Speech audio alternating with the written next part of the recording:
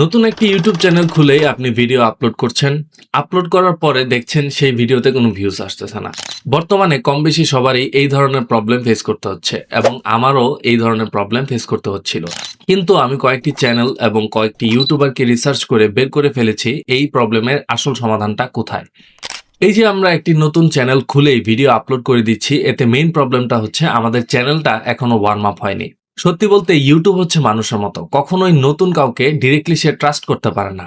তাই এই ক্ষেত্রে আমাদের করণীয় হচ্ছে প্রথমে একটি ইউটিউব চ্যানেল খুলে সেখানে কোনো ধরনের কোনো ভিডিও আপলোড না দেওয়া। আমরা যে নিশ বা ক্যাটাগরির ভিডিও সেখানে আপলোড করতে যাচ্ছি, সেই ধরনের ক্যাটাগরি বা নিশের ভিডিওগুলো আমাদের এই চ্যানেল দিয়ে আমরা দেখব। দেখার পরে সেই ভিডিওগুলোতে লাইক এবং কমেন্ট করব। কিছু চ্যানেল সাবস্ক্রাইবও করতে পারি। কমেন্ট করার ক্ষেত্রে মাথায় রাখতে হবে এমন কোনো কমেন্ট আমরা করব না যে কমেন্টগুলো করলে একটি স্প্যাম রিলেটেড কমেন্টে পরিণত হয়।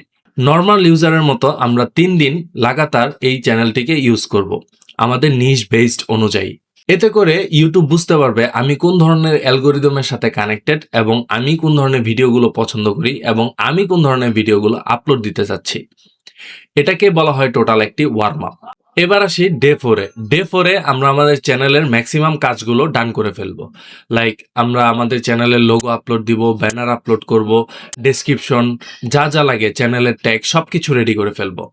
রেডি করে ফেলার পর এই দিনও আমরা কোনো ভিডিও আপলোড করব না। পঞ্চম দিনে আমরা আমাদের ভিডিওটি আপলোড করব। ভিডিওটি আপলোড করার পরে ভিডিওর প্রয়োজনীয় টাইটেল, ডেসক্রিপশন, ট্যাগলাইন, কিওয়ার্ড সবকিছু দিব। দিয়েই ডিরেক্টলি ভিডিওটি পাবলিশ না করে সেই ভিডিওটি শিডিউল করে দিব। শিডিউল করার ক্ষেত্রে আমরা একটা জিনিস মাথায় রাখবো, আমরা যে ধরনের নিশ নিয়ে কাজ করছি সেই নিশের অডিয়েন্সগুলো কোন টাইমে অ্যাক্টিভ থাকে।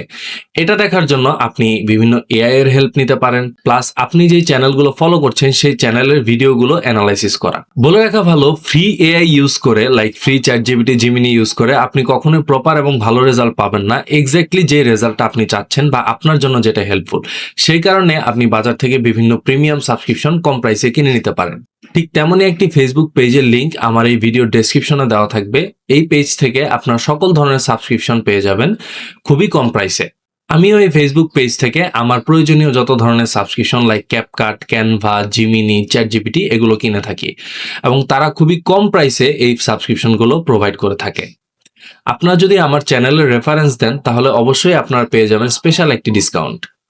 এবার চলে আসি আবার ভিডিওতে। ভিডিওটি শিডিউল অনুযায়ী আপলোড করার পরে এবার আপনি কনসিস্টেন্সি মেনটেন করে 1 মাস এই ইউটিউব চ্যানেলে কাজ করুন।